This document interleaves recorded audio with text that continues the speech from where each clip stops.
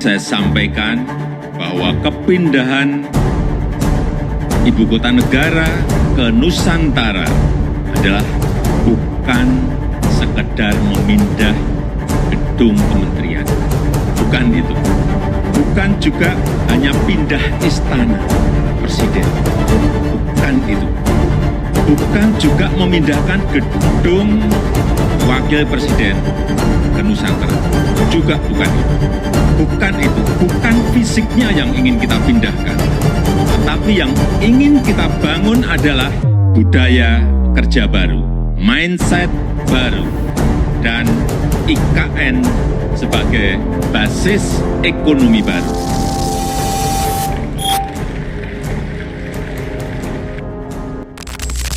Oke, assalamualaikum warahmatullahi wabarakatuh. Sebelumnya di sini kita mewawancarai, mohon maaf sebelumnya dengan Bapak Ahmad Effendi. Dengan Bapak Ahmad Effendi. Mungkin kita langsung aja mau wawancara terkait isu ekonomi, karena yang kita tahu kan di sekarang kan lagi pembangunan IKN ya Pak, dan itu tuh pasti berhubungan juga dengan ekonomi yang ada. Nah, kira-kira tanggapan Bapak itu terkait ibu kota negara yang dipindah ke wilayah Kalimantan Timur itu gimana ya Pak? Pertama, ini terlepas dari aspek di luar dari Kaltim ya. Kalau untuk Kaltim sendiri, keberadaannya saya menilai cukup berdampak signifikan untuk pembangunan kita di Kalimantan Timur. Banyak yang terjadi itu mendukung perekonomian kita secara keseluruhan. IKN saja belum bisa maksudnya masih dalam proses pembangunan saja, jalanan sudah banyak yang mulai diperbaiki. Jalan menuju ke sana, ke daerah-daerah yang lain juga mulai diperbaiki. Nah, itu salah satu dampak. Belum beroperasi saja IKN sudah memberikan dampak yang positif.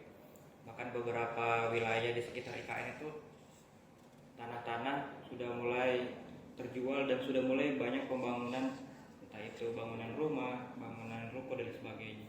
Jadi secara umum keberadaan IKN baik untuk Kalimantan Timur.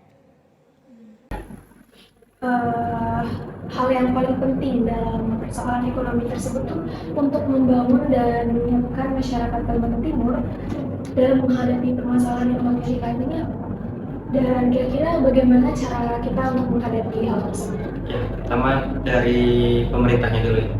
Kalau dari pemerintah, yang harus dipikirkan adalah mulai dari pemerintah pusatnya. Kalau memang serius ingin melakukan pemerataan, ini kan tujuannya IKN dipindahkan itu salah satunya untuk pemerataan ekonomi. Jadi Indonesia Tengah dan Timur itu kena dampaknya dari pembangunan. Nah, sehingga karena niatnya adalah pemerataan, sehingga melakukan yang namanya, kalau saya sebut revolusi birokrasi, revolusi aparatur. Jadi jangan sampai kerja hanya sekedar kerja, tapi memang benar-benar indikator yang ditetapkan itu sesuai dengan wilayah.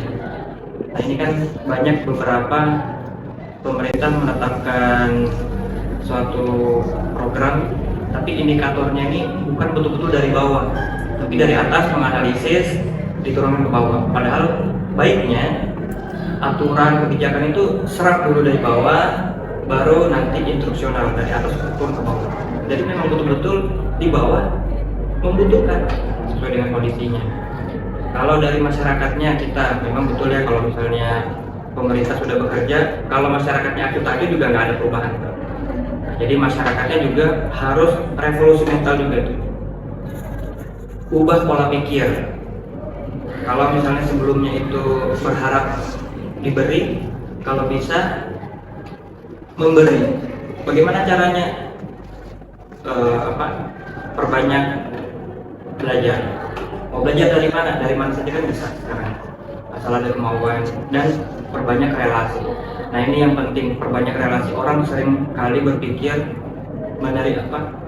mendaftar pekerjaan, ada yang dikenal, diterima, katanya ordal. Nah, ini sering kali bahaya. Kita ini kan dituntut perbanyak relasi, perbanyak jaringan. Terus kalau misalnya kita melamar pekerjaan karena ada relasi kita, buat apa namanya relasi kalau kita sedikit-sedikit dibilang ordal? Nah, yang dinamakan ordal itu kita mendaftar hanya karena kenal tapi tidak berkualitas, nah itu namanya ordal. Tapi kalau misalnya kita kenal, kita berkualitas, jadi jangan cepat-cepat menjudge orang, oh ini masuk karena ordal, nggak bisa. Jadi dianalisis dulu, oh ternyata memang dia punya kualitas dan dia ada relasinya. Makanya itu jadi pertama, ubah pola pikir, belajar, kemudian yang kedua perbanyak relasi. Jadi kita harus benar-benar meningkatkan kualitas diri kita. Ya. Terima kasih Pak, mungkin sekian aja Pak pertanyaan dari kita dan cukup, dan terima kasih banyak sudah meluangkan waktunya untuk diwawancara pada hari ini. Mungkin sekian, terima kasih. Assalamualaikum warahmatullahi wabarakatuh. Waalaikumsalam. Baik, assalamualaikum warahmatullahi wabarakatuh. Selamat sore. Sebelumnya terima kasih kakaknya telah menyempatkan waktunya untuk melakukan wawancara bersama kami nih kak. Sebelum melakukan wawancara, langkah baiknya kita perkenalan terlebih dahulu ya kak. Perkenalkan, nama saya Muhammad Tata Caputra dari mahasiswa Hubungan Internasional Universitas Mula Warman. Di sini saya bersama dengan kak siapa kak? Saya Fahiyudi Adi Putra selaku mahasiswa ekonomi dari Fakultas Ekonomi dan Bisnis Universitas Mula Warman. Nah, baik kak. Nah, menurut kakak, apa sih upaya yang harus dilakukan oleh pemerintah Samarinda sebagai kota penyangga ibu kota negara nantinya, Pak?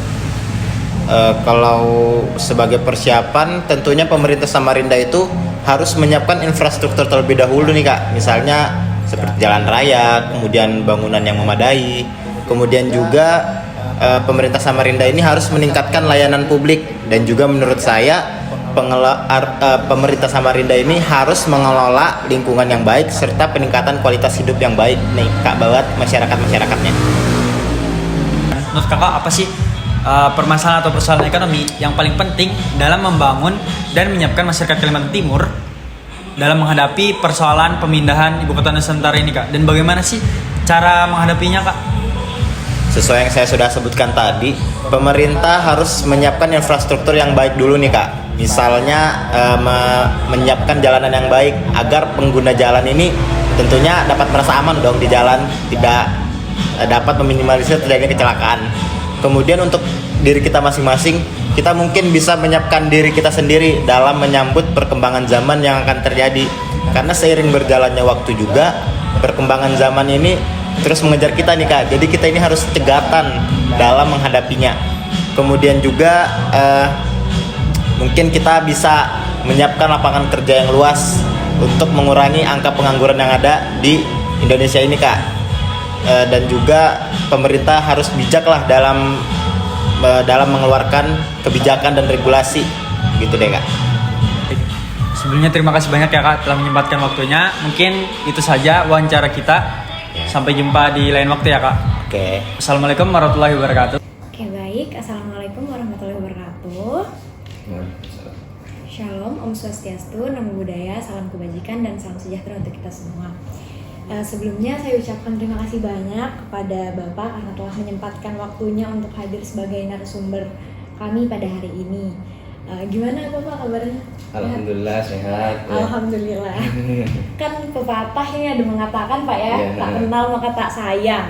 Jadi sebelumnya perkenalkan, saya atas nama Rika Seka Pelangi sebagai mahasiswi dari Ilmu Hubungan Internasional Universitas Mula Warman. Dan boleh saya tahu Bapak di sini atas nama siapa?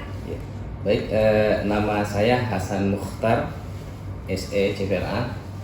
Saya selaku Ketua Tim Jabatan Auditor Muda di BPKP Perwakilan Kalimantan Timur. Keren. Kendala dan tantangan, dan tentunya kan pembangunan ini pasti nggak mulus-mulus saja kan Pak ya, ada permasalahan, ada kendala dan tantangan. Nah, terlebih lagi di bidang ekonomi. Ya, lalu kendala dan tantangan ekonomi Kalimantan Timur dalam menghadapi permasalahan pembangunan IKN ini kira-kira seperti apa Pak? Kalau untuk unsur ekonomi itu kan ada manusianya ya. Dan memang tantangan yang berat adalah di Kalimantan Timur itu terkait sumber daya manusianya.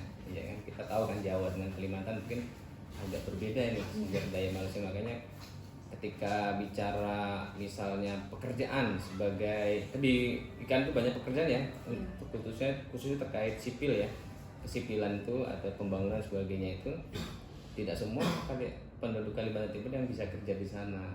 Itu kendala dengan dari sisi SDM ya. Jadi ketika begitu berlimpah ruah nih, ada 70 triliunan uang yang tumpah di Kalimantan Timur ini ternyata tidak dinikmatin oleh kita gitu SDM, karena banyak dari Jawa juga ini yang pekerjanya sampai tingkat kuliah juga banyak dari luar. Nah ini yang perlu kita siapkan ya dari sisi SDM pemerintah, baik dalam hal pendidikannya maupun skill-skill pelatihannya itu harus diperbanyak lagi ya setingkat mungkin operator apalah, alat berat kah atau komputer, IT dan sebagainya itu perlu sekali untuk nantinya kan jadi smart kota ya, smart city di sana itu full teknologi lah gitu. Nah itu jadi banyak SDM di sisi itu yang harus mumpuni di situ gitu. Seperti itu. Jadi kendala tantangan kita ini di sumber daya manusia yang benar-benar harus ditingkatkan lagi biar bisa bersaing di sana ya Pak. Bersaing di sana ya benar. Nah, terus hal yang paling penting dalam persoalan ekonomi tersebut untuk membangun dan menyiapkan masyarakat Kalimantan Timur nih untuk menghadapi permasalahan pembangunan IKN ini, bagaimana sih Pak cara menghadapinya? Iya, menghadapinya mungkin tadi sudah agak kejawab ya.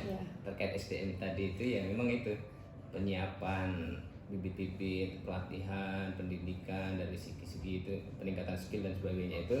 Kemudian ada juga kita bisa juga ngembangin pariwisata kan sebagai ini orang di IKN suntuk nih kemana gitu. Jadi ada daerah-daerah yang memang asli di Kalimantan Timur ini menjadi tujuan wisata dan sebagainya ya. Kemudian perbanyak juga UMKM mungkin ya, ya kan banyak yang bisa kita jual lah di Samarinda atau di Kalimantan Timur ini, baik budaya, baik kerajinan dan sebagainya ya. Nah itu yang mungkin kita kedepannya perlu tingkatkan ini, harus berinovasi nih pemerintah daerah, tidak hanya di 3 kabupaten itu, tapi mungkin kabupaten yang lain yang mendukungkan sebagainya. Dan memang permasalahan utama memang kan di IKN itu air ya, itu nggak ada air itu memang ini juga menjadi PR besar bagi pembangun ya, pemerintah yang sedang membangun sekarang, bagaimana bisa menyediakan air bersih sampai ke IKN. Kita tahu di sumbernya kan di Mahakam ya, di Samarinda ini kan. Untuk mengalirkan ke sana itu butuh biaya besar. Ya, kalau kita berdoa bisa lancar lah gitu ya IKN ini. Mungkin buat teman-teman juga bisa lebih semangat lagi lah buat meningkatkan kualitas diri sendiri dulu biar kita bisa nggak digeser lah ya dengan orang-orang luar. Jangan jadi penonton lah istilahnya. Jadi penonton, kita jadi pemain lah di sini. Banyaklah putra-putra Kalimantan Timur ini semuanya bisa berpartisipasi ya dalam pembangunan IKN ini. Terima kasih ya Pak. Mungkin itu aja wawancara kita hari ini. Dari saya sendiri mohon maaf apabila ada kesalahan, dan semoga apa yang Bapak sampaikan ini bisa jadi ilmu dan juga bermanfaat bagi kita semua. Terima kasih. Ya, sama-sama. Ini sekian dulu ya teman-teman. Saya akhiri. Wabillahi taufiq wal hidayah. Wassalamualaikum warahmatullahi wabarakatuh.